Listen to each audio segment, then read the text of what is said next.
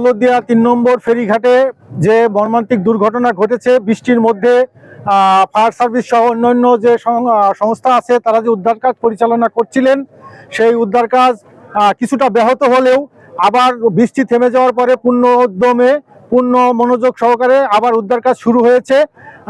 সংশ্লিষ্টরা ধারণা করছেন কিছু অল্প সময়ের মধ্যে যত দ্রুত সম্ভব তারা উদ্ধার কাজে সফল হবেন। এর আগে আজকে বিকেল 5:30টার দিকে সৌহার্দ্য পরিবহন কুমারখালী থেকে যাত্রী বোঝাই করে ঢাকার উদ্দেশ্যে রওনা দিয়ে দৌলতদিয়া 3 নম্বর ফেরিঘাটে এসে 3 নম্বর ফেরিঘাটের পন্টুনে আসে। তো এর আগে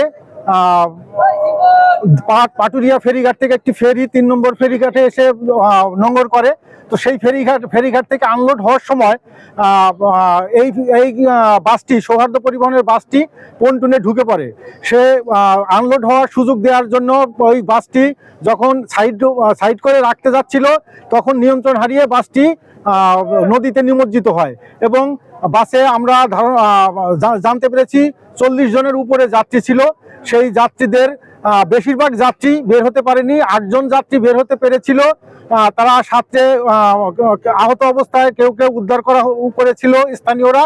তাদের মধ্যে 8 জনের হসপিটালে নিলে তো সেখানে কর্তব্যরত চিকিৎসক 2 জনকে মৃত ঘোষণা করে।